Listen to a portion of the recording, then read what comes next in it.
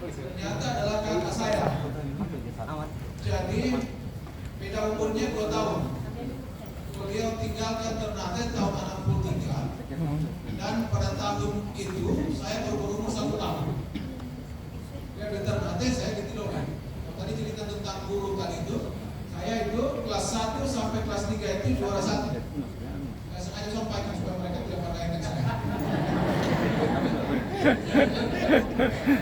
Setelah saya pindah ke Ternate, saya sudah tidak dapat juara lagi.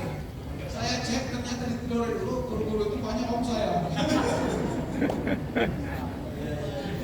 Ini motivasi. Itu ada ordal namanya.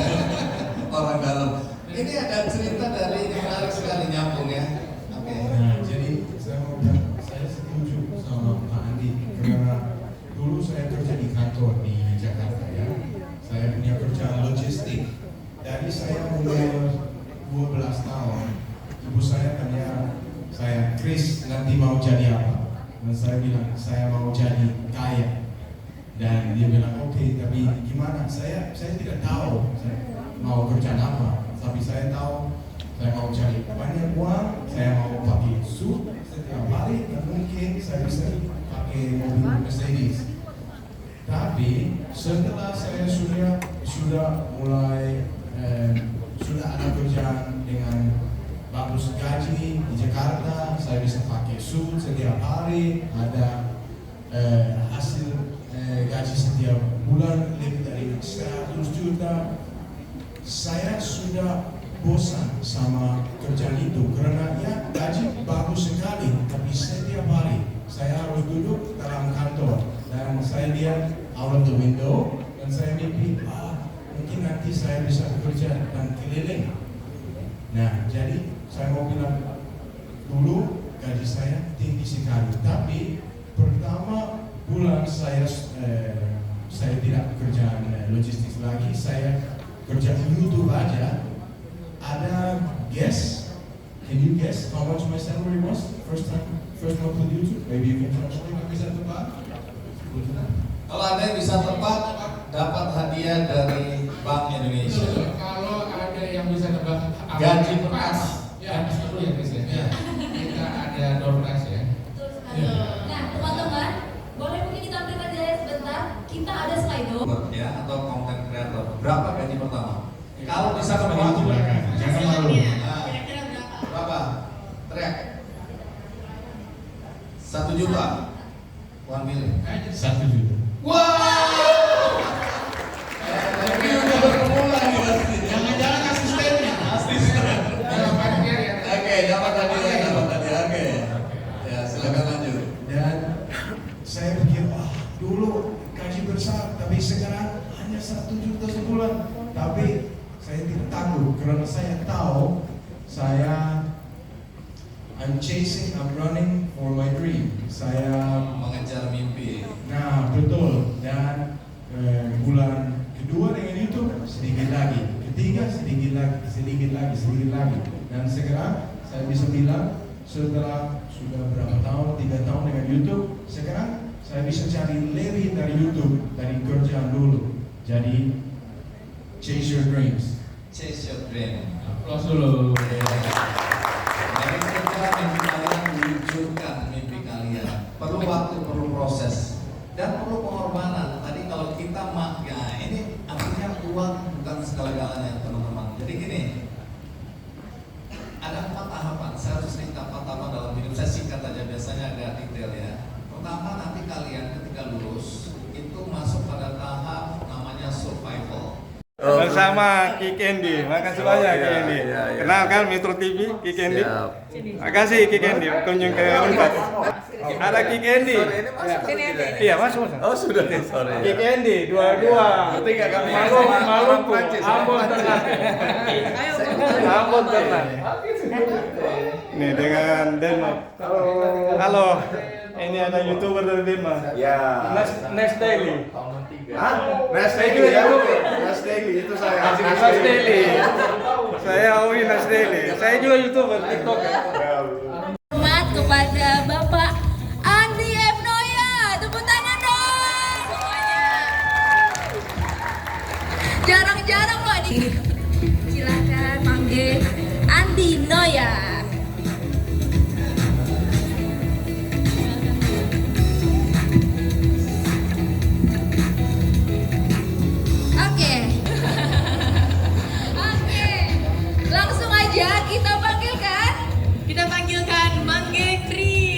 Bangke Christian Hansen. Jadi kita akan kenalan, semua langsung bisik-bisik. Ini siapa, ini siapa, ini siapa? Oke. Panggilannya Mas Chris. Oke. Oke. Rahmatullahi wabarakatuh. Waalaikumsalam warahmatullahi wabarakatuh. Kita mulai, Bang Genur. Oke, 1, 2, 3. Bisikers, Selamat datang di Bisi. bincang asik. BIC, sharing informasi dan kebijakan. Nah, ini luar biasa sekali ya, Bang Genur. Ternyata di sore-sore ini teman-teman mahasiswa yang tadinya mau ngerjain tugas Universitas Tadulako, Bank Indonesia menyelenggarakan acara ini dan teristimewa karena saya Bapak Nino ya.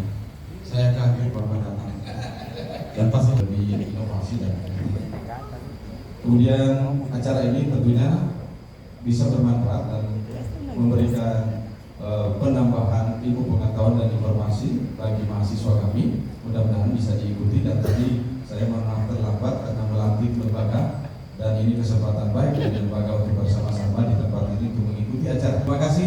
Itu yang saja kami sampaikan. Allahumma musta'an. Assalamualaikum warahmatullahi wabarakatuh. Pak Kik Andy, Om Kik, ada? Suaranya mana? Mana suaranya? Tangannya mana? Oke, suaranya dong, suaranya. Kik Andy gitu coba. Ayo, 1, 2, 3. Kik Andy. Oke. Sama ya. Itulah kalau dosen. Yang pertama bunyinya seperti begini. Everybody is lecture and every place is class. Yang perlu terjemahkan ya, karena saya lihat banyak yang goyang kepala begini, banyak juga yang begini juga. Ya. Setiap orang adalah guru dan setiap tempat adalah kelas. Yang kedua ada kalimat yang bunyi begini. The mediocre teacher is telling. Okay? Guru biasa-biasa saja itu berkata. Okay? The good teacher is explain. Guru yang bagus itu adalah menjelaskan. The best teacher is demonstrate. Tapi guru yang hebat itu mendemonstrasikan. Tapi the excellent teacher is inspiring. Dan dua orang ini hadir di sini untuk memberikan Luar biasa, apa dulu? And I will learn it. Bilang kepada saya ilmu pengetahuan dan saya akan belajar itu. But tell me the story and I will keep it well in my heart forever. Luar biasa. Ini pada diem nggak ngerti nih kali bahasanya ini. Coba Kenapa? Kamu gimana tidak bilang ini? wah, yang bilang wah Kak Andi, Kak Andi yang bilang, oke ya. Bilang kepada saya ilmu pengetahuan dan saya akan belajar itu. Tapi ceritakan saya tentang kisah dan saya akan simpan itu di dalam hati saya selama-lamanya. Hari ini kita akan mendengar kisah-kisah itu. Kisah-kisah itu ya. Dan ini saya mau ngecek lagi tadi kayaknya yang Kik Andy udah pada kenal gitu ya. Saya bukan Kik Roni ya, tapi nah, gimana dengan Mas Kris? Oke. Panggilannya adalah Mas Kristianto. Hantoro. Iya. Kristianto salah, kemungkinan bulan Januari depan akan menjadi WNI ya. Mas? Iya. Mungkin. Bisa. Nah, boleh. Aplaus dulu, semangatin. Biar beliau semangat, nggak hanya pemain bola yang naturalisasi ya. Naturalisasi. Tapi YouTuber juga naturalisasi. Iya. YouTuber kita juga. Iya. Betul. Benar. Nah, ini kita.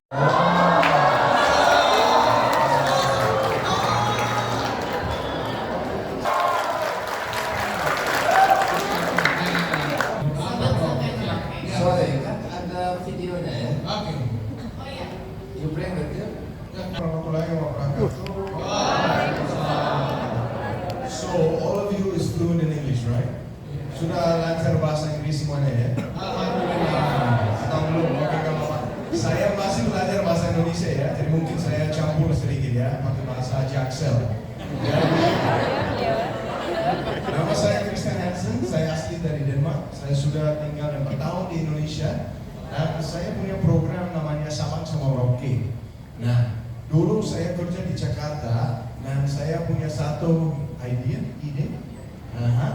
Saya mau jadi orang yang pertama keliling seluruh Indonesia sendiri pakai motor dan bikin video dokumentasi tentang budaya, bahasa, cerita dari jalan. Jadi hari ini saya sudah keliling Indonesia terus hampir 900 hari.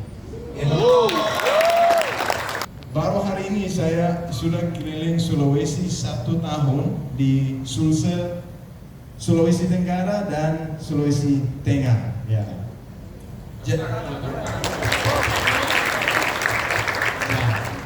Jadi mungkin sebelum saya bilang ada cerita dari Wakatobi, ada banyak orang di sini belum bisa recognize, maybe you've not seen me before, tapi bulan lalu saya bikin video dari Wakatobi tentang suku Bajo di sana. Ada yang orang dari sini sudah pernah ke Wakatobi? Belum? Harus nanti. Nah, nanti nonton video saya di YouTube, beli tiket ke Wakatobi.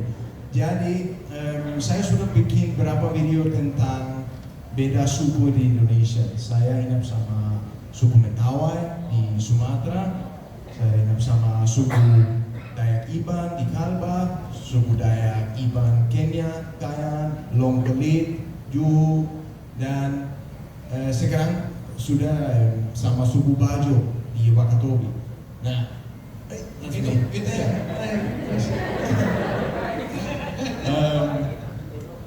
Dan ya pertama hari saya datang di Wakatobi, saya lihat ada satu desa di sana namanya Desa Sampela. Mungkin ada orang di sini sudah nonton film namanya Avatar 2 tentang hidup di laut.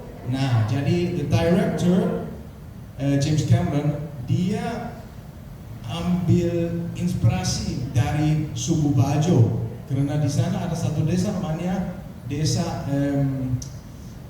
Sampela. Mereka they live on the ocean, ya. And the first day, pertama hari saya sampai datang di sana, saya lihat ada banyak jembatan di sana rusak sekali. Dan saya tanya mereka, kadang-kadang ada orang jatuh, dan mereka bilang, ya pasti ada nenek, ada anak mereka jatuh, nanti mereka harus ke puskesmas. Jadi saya pikir, itu salah, mungkin saya bisa membantu. Jadi selama 2 hari kami kumpul lebih dari 75 juta untuk perbaiki jembatan di sana. Dan setelah saya sudah upload video dari sana, kami kumpul lebih dari 200 juta untuk membantu suku Bajo. Tapi saya tidak mau bilang lagi spoiler, nanti kalian bisa nonton di YouTube. Luar biasa. Nah, ini juga bicara tentang inspirasi. Tidak ada orang ya, tidak duanya selain Bang Andi F. Noya yang setelah berapa belas tahun atau berapa tahun? 18 tahun. Wah. Gitu ya. 18 tahun. Oh, kayak saya datang yang ke-17 waktu itu ya.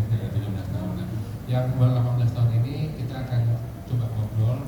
Kira-kira Bang Andi, apa kisah-kisah? Mungkin sangat Kekayaan.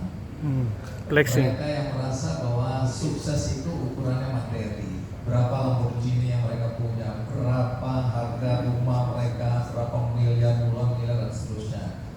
Saya khawatir sekali ya, teman-teman di sini kemudian melihat bahwa sukses itu ukurannya materi. Bukan berarti tidak boleh kaya. Semua orang harus yang ada di sini harus kaya raya, ya. Tapi kaya raya itu sebuah proses, bukan tujuan. Kalau kalian menganggap bahwa tujuan hidup itu adalah materi, uang, kalian tidak akan pernah bahagia. Kalau kita nonton apa yang disampaikan oleh Make Chris tadi, itu sebenarnya banyak yang kita bisa pelajari. Ini teman-teman, kita kadang-kadang merasa kecil hati, rendah diri, aku anak daerah, aku tidak akan mampu, kemudian muncul ke permukaan dan sukses. Itu yang membuat mindset kita nggak berubah dan itu berbahaya. Saya sekarang tinggal di desa, desanya namanya Banyumas. ibu kotanya Puerto Rico. Purwokerto. Ketika kalian sudah punya gaji yang cukup, anak-anak bisa sekolah pada sekolah yang baik, untuk bisa kredit rumah, ya, mobil mungkin udah bisa dan seterusnya. Tahap berikutnya itu namanya sukses. Sukses itu ketika udah nggak ada lagi isu uang nggak cukup, kalian mau piknik ke Disneyland bisa, kalian mau beli mobil bisa, beli rumah 3-4 bisa, intinya kalian udah sukses. Tapi banyak orang menganggap ini adalah puncak pencapaian kita dalam hidup. Kemudian stop bahwa kalau aku kaya, itu aku pasti bahagia. Ternyata enggak. Koruptor itu kurang kaya apa, teman-teman? Mereka masih nggak cukup. Udah punya mobil, punya jabatan, punya pangkat, mereka masih mencuri hak orang lain. Kenapa begitu? Kenapa begitu? Mereka tidak puas, mereka tidak bahagia. Mereka pikir nambah 1 mobil lagi, nambah 1 rumah lagi, nambah 3 rumah lagi, mereka akan mendapatkan kebahagiaan itu. Ternyata tidak. Karena tujuan mereka yang tadi adalah harta. Ini jangan salah ya, harta itu penting, uang penting. Jangan pikir oh kata Andi Noel kita nggak usah punya uang banyak, ya udah kita nggak usah kerja. Bukan. Tapi bukan itu tujuan. Karena kalau kita mengejar tadi materi, nggak akan pernah cukup dan nggak akan pernah bahagia. Coba lihat aja, anak-anak konglomerat banyak yang bunuh diri. Ya, ini kita bicara di dunia, bukan cuma di Indonesia. Banyak terjebak narkoba juga. Saya punya sahabat dulu, ya, sekarang udah nggak lagi karena nggak cocok. Dia konglomerat.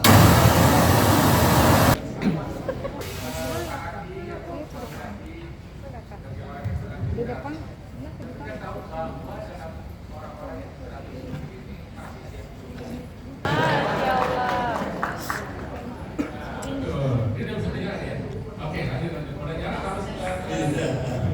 Oke, tapi saya lanjutkan Bapak. Kalian yang laki-laki, satu hari kalian akan tahu siapa bos yang sebenarnya. Saya tahu maksudnya ya. Sesukses-suksesnya laki-laki, ada istri yang lebih sukses. Oke. Nah, kembali jadi yang terakhir ini teman-teman, banyak. Nah, tadi kan bicara bahwa anak-anak konglomerat ya, banyak yang kena narkoba, bahkan kriminal ya. Kan kita lihat juga anak-anak muda yang pengen kaya cepat itu judi online ya, atau pinjol online, atau melakukan kegiatan-kegiatan yang melanggar hukum. Karena dia nggak mau melalui prosesnya, dia mau langsung kaya raya. Karena uang jadi tujuan, cara jadi tidak penting lagi. Jadi segala cara dipakai. Nah, saya melihat banyak anak-anak muda yang terjebak seperti itu. Kemudian karena merasa orang tuanya kaya, narkoba dan seterusnya. Nah, dari sini ada satu tahapan lagi yang mungkin tidak banyak orang tahu. Jadi kalian nanti akan kejar di sini. Apa itu? Namanya signifikan. Signifikan itu ketika hidup kita itu bukan untuk diri kita sendiri. Hidup kita ketika kita mulai berbagi dengan orang lain. Berbagi itu bisa macam-macam. Nanti kita bilang, berarti saya harus sukses dulu baru bisa bahagia. Bukan. Sampai pada tahap ini kalian bisa mencapai titik kebahagiaan dalam hidup kalian ketika kalian berbagi. Berbagi itu apa? Kalau ada yang pintar bahasa Prancis, berbagi. Jangan dibayar tapi ya. Berarti iya, ini nasihat buat yang di sini bukan kalau di sana. Jadi kita berbagi, bisa bahasa Inggris. Kalian cari anak-anak di mana yang mereka membutuhkan pelajaran bahasa Inggris. Kalau kalian pintar komputer, kenapa nggak berbagi? Itu cari komunitas anak-anak di kampung di mana kalian datang, kalian berbagi matematika, ya. Kalau kalian pandai mendongeng atau bermain musik, mau gitar kayak mau apapun, suling dan seterusnya, kalian menyanyi, kalian nyanyi di panti jompo, di anak-anak dan seterusnya. So, kes yang kedua, sukses. Kes yang ketiga. Jadi ini akan dapat hadiah. Yang agak menyimak. Sebenarnya itu maksudnya. Iya. Tes ya. Apakah teman-teman mengikuti? Kalau ada yang bisa sedikit maju atau berdiri di situ sebutkan. Silakan. Dapat hadiah dari BI juga. Oke, di belakang dulu. Suara keras saja. Suara keras. Teman-teman. Ya. Baik, itu kembali ke sebentar. Mungkin sebelum mulai saya panggil dulu ya. Bisikers. Oke, kita break sejenak, jangan kemana-mana. Tunggu pesan-pesan berikut yang lewat dulu ya, karena kita di TV. Oke, sebentar ya. Oke, sambil mengisi break, ada apa Mbak Ibu, silakan. Ya, nah teman-teman kami mengingatkan lagi buat teman-teman yang ingin bertanya ke Mangge Andi, ke Mangge Kris, nanti ada link Slido, silakan diisi. Nanti di akhir sesi ini, jadi kita akan ada 2 segmen, kita segera akan memasuki segmen kedua. Makanya untuk Mas Kris ya. Mbak Ibet sama Mbak Cika tolong dibaca, tolong baca nih. Nah, nanti biar berdua yang pilih mana yang biar dijawab. Nah. Oke, di sesi 2 kita masuk sesi pertanyaannya ya. Nah, teman-teman yang udah ngisi, kita akan coba pilih ya. Pertama untuk Mangge Kris dulu. Hal apa sih yang membuat Mangge Kris mengeksplor Indonesia dan apa yang membuat Anda nyaman tinggal di Indonesia? My inspiration for traveling Indonesia and if I feel safe, is that it? Nah, Indonesia. Nah, jadi dari saya umur 2-3 saya selalu keliling sama keluarga saya. Dan saya sudah keliling dari 50 negara. Dulu saya kerja di Afrika, Spain, Amerika, Cyprus, dan Turki. Dan pertama kali saya datang di Indonesia, saya pikir, wah, saya tidak harus keliling ke beda negara lain, karena di sini ada semua, ada pantai, ada danau, ada gunung, ada pulau, dan banyak makanan enak sekali. Beda di Sumatera, dari Kalimantan, Sulawesi, ada semua di sini. Tapi yang paling penting untuk saya itu gimana? Yang paling masih mau keliling terus di Indonesia itu karena ada orang baik. Wow, kita gabung. Nah, seperti kalau saya mau keliling dari Kendari ke Luwu pakai motor, mungkin saya stop, saya mau istirahat, pasti ada orang tanya saya, oh ada yang saya bisa bantu, ada kendala dengan motor, sudah makan, mau minum, rokok. Selalu seperti itu. Orang Indonesia selalu sopan, selalu mau bantu. Ya juga karena mungkin ada orang bule juga mungkin boleh ambil foto sama dia ya. Tapi ya selalu sopan, selalu mau bantu. Itu yang paling penting.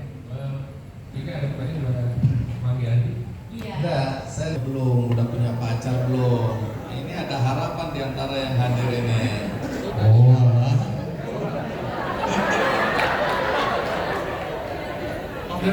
Di Banjarmasin, Satu. ada satu di Surabaya, Oh, cuma satu. ada satu di Kendari. Cuma satu. Stop. Ini distribusi supaya adil. Ada baca, sudah ada baca. Di mana? Di Jakarta. Kapan putusnya? Orang Jaksel. Orang Jaksel. Chris.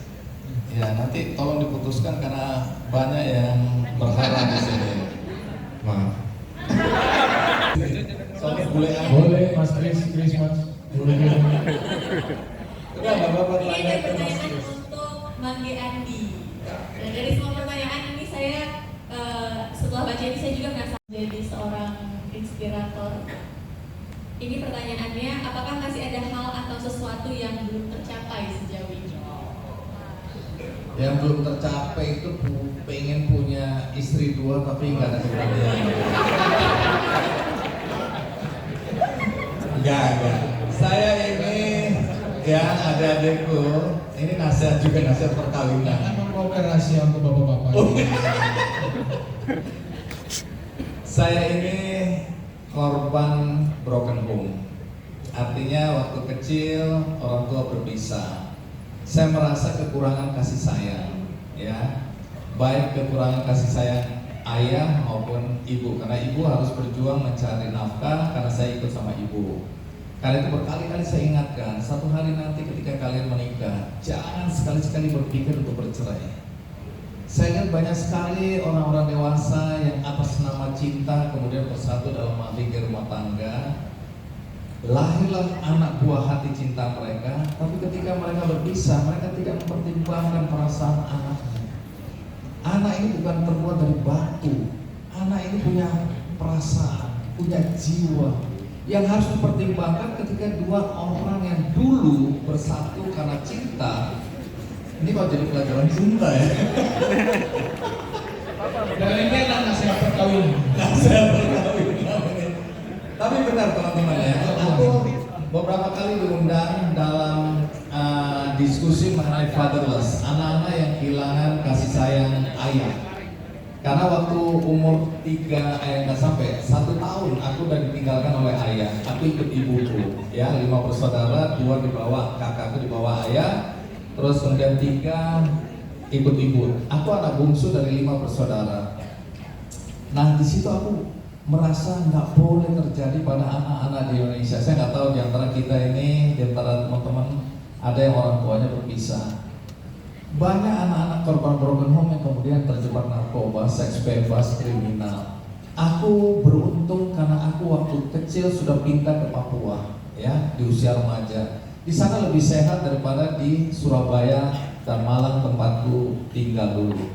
Aku bilang hanya karena Tuhan aja aku bisa selamat seperti sekarang. Tapi berapa banyak anak-anak korban broken home, perceraian dari keluarga yang kemudian menjadi korban, tenggelam, tidak bisa hidup dengan layak, hidup dengan benar. Jadi nanti kalau kalian menikah, ya apakah itu dengan mastres atau bukan, tapi jangan berpikir untuk bercerai untuk hal-hal yang sepele.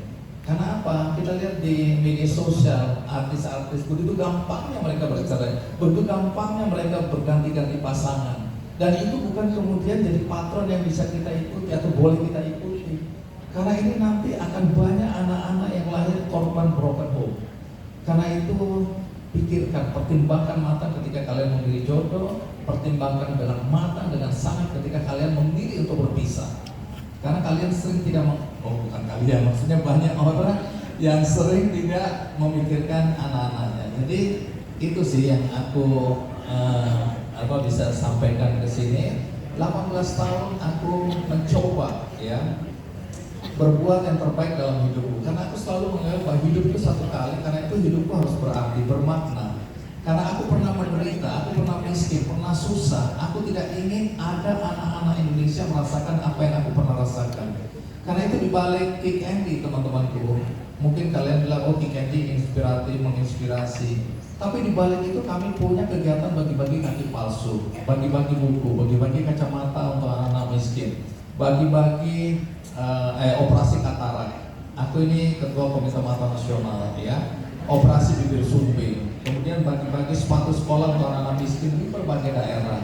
Aku sekarang komisaris Bali United. Kita bagi-bagi bola dalam rangka 1 juta bola untuk anak Indonesia, untuk anak-anak miskin di kampung-kampung, di desa-desa.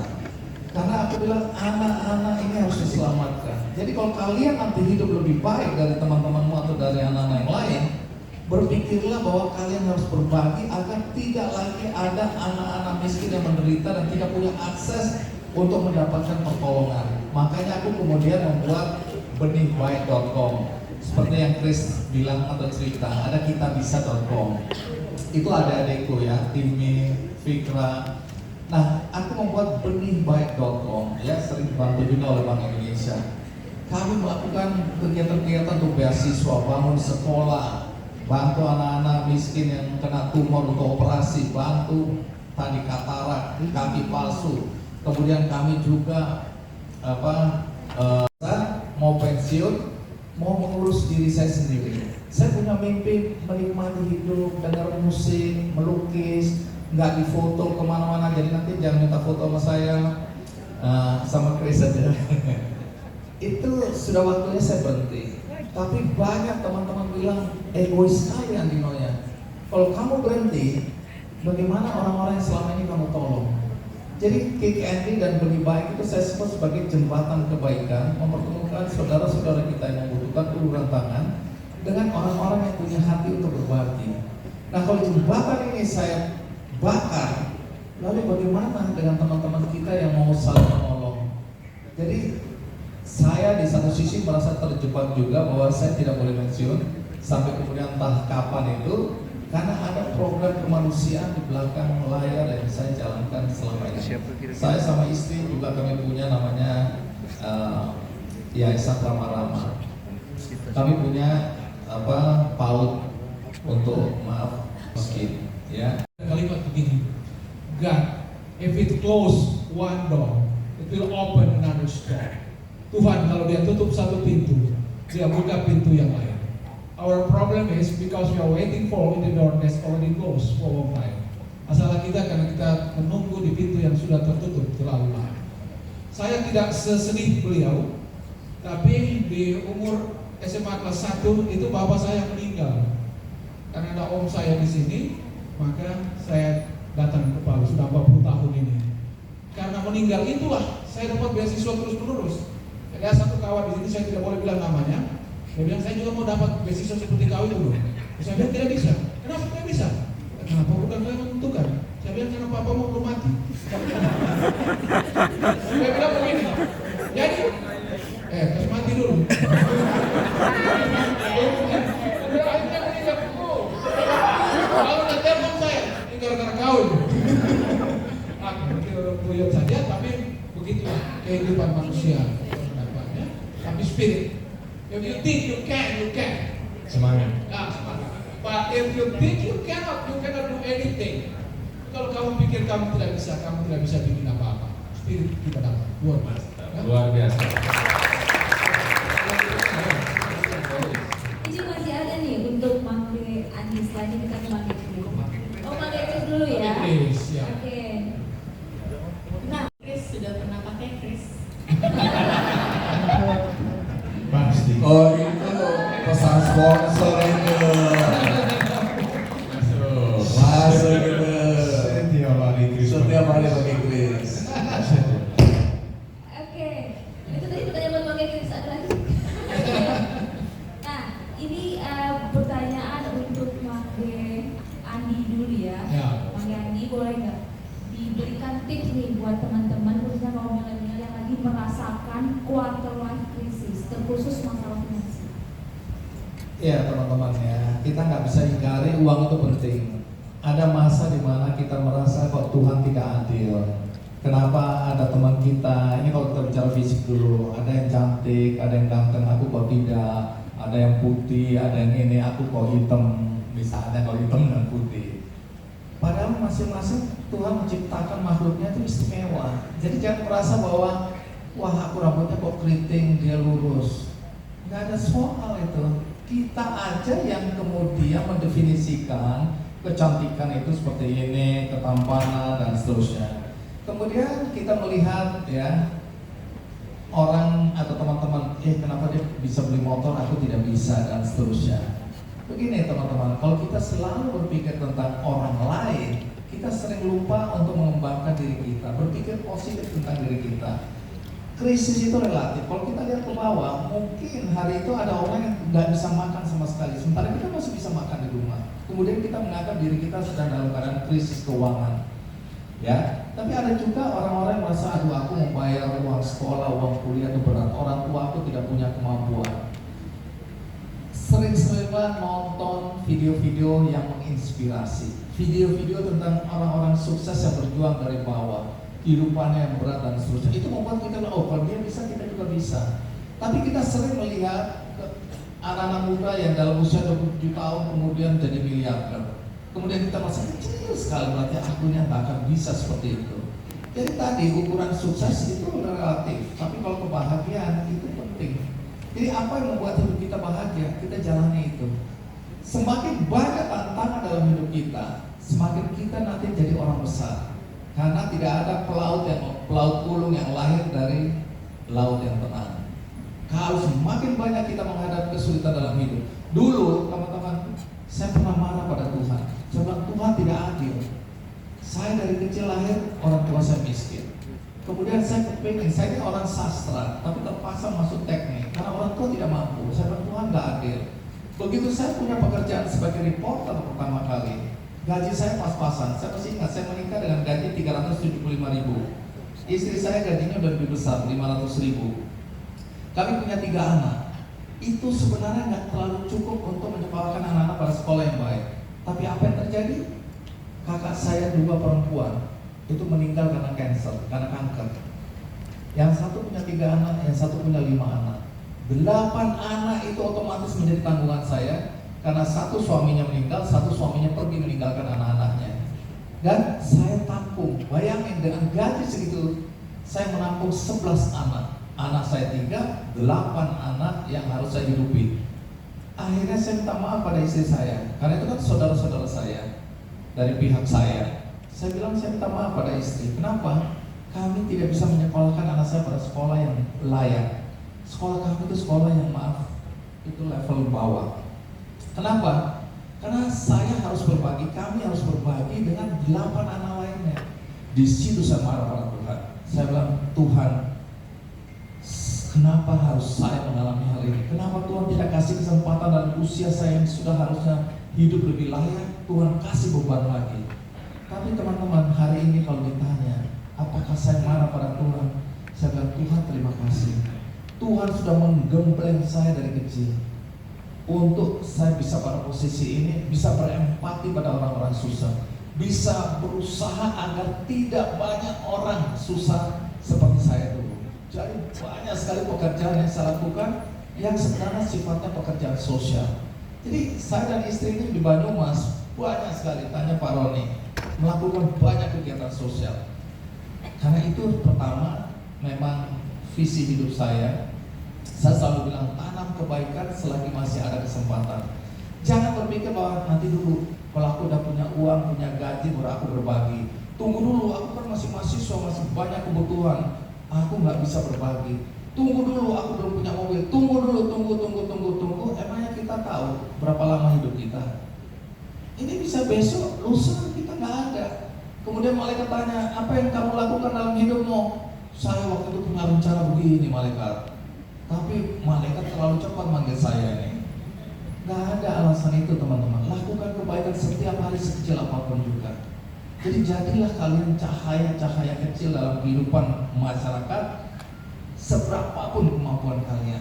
Dengan visi itu, hidup kita tidak akan sia-sia. Kita tidak akan merasa secara finansial kita kekurangan atau ada krisis, sehingga membuat hidup kita semakin tertekan, semakin rumit.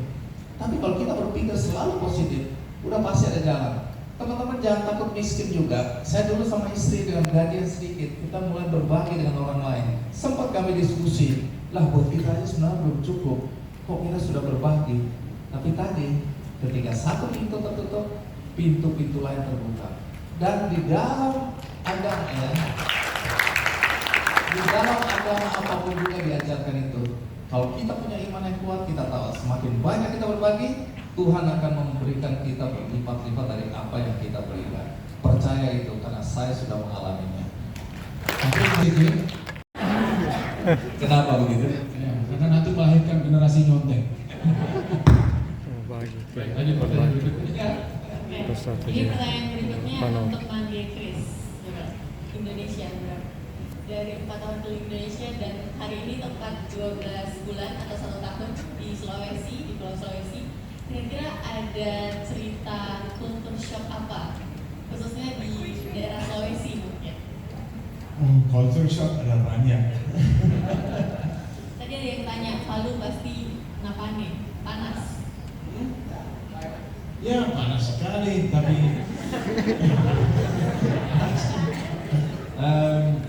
culture shock apa ya? Jadi sudah hampir 900 hari saya keliling terus ya, dan setiap hari saya ketemu pasti lebih dari 100 orang. Banyak cerita, tapi mungkin yang culture shock, mungkin saya bilang hari pertama di perjalanan saya ya. Saya mulai dari Jakarta Februari 5, 2022, dan sebelum saya berangkat dari Jakarta ada banyak teman saya, mereka bilang hati-hati kalau sudah sampai di Lampung, karena kalau jalan sendiri di Lampung malam, kadang-kadang sedikit bahaya. Saya bilang, oh ya oke, gak apa-apa. Nah, saya berangkat dengan kapal dari Jakarta ke Lampung, saya sampai sore, tapi cuaca lumayan bagus. Jadi kami mau sampai jam 3, tapi kami sampai di sana jam 5. Jadi sudah mulai malam. Saya pikir, oh ada banyak teman, mereka bilang jangan jalan sendiri di Lampung malam.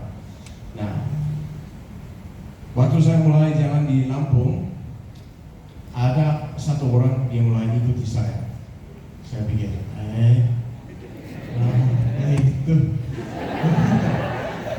Saya jalan, saya pakai motor ya, saya jalan cepat, dia ikuti cepat. Saya stop, dia stop. Saya coba lagi. Nah, setelah 5 menit saya bilang, Pak, tolong jangan ikuti. Dan dia pakai telepon ya, jadi dia ngomong sama teman, oh dia mau kesini. Nah, saya bilang, Pak, jangan ikuti. Dia bilang, oh maaf, saya hanya ikuti karena saya pikir mungkin kamu takut, tidak mau jalan sendiri. Nah, hanya di Indonesia aja seperti itu ya. Itu culture shock menurut saya. Tidak ada seperti itu di Denmark. Kalau kami lihat ada orang mungkin dia jalan sendiri, oh ya silakan. Tapi di Indonesia, nah, itu shock untuk saya ya.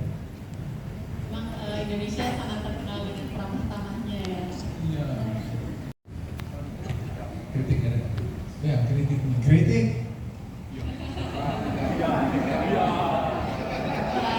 Ada sedikit kritik, tapi itu juga baik karena, nah di Denmark kami selalu kerja cepat sekali. Kami mulai kerja dari 8:30 pagi sampai 4:30. Kalau kami kerja lebih dari 4:30, mungkin nanti ada bos bilang, nggak boleh kerja lagi karena yang paling penting kita harus kerja cepat. Tapi di Indonesia kadang-kadang sedikit beda. Nah, seperti sudah hampir 900 hari saya hidup di hotel. Saya tiap hari karena saya selalu keliling. Nah, kadang-kadang saya telepon ke resepsi ya, Pak, boleh saya pesan room service? Atau mungkin saya tanya, Pak, saya sudah pesan room service berapa lama? Dan dia bilang, sebentar. Apa artinya sebentar? Itu 1 menit atau 2 menit? Kadang-kadang bisa 1 jam. Tapi jadi orang Indonesia mereka lebih sabar. Iya.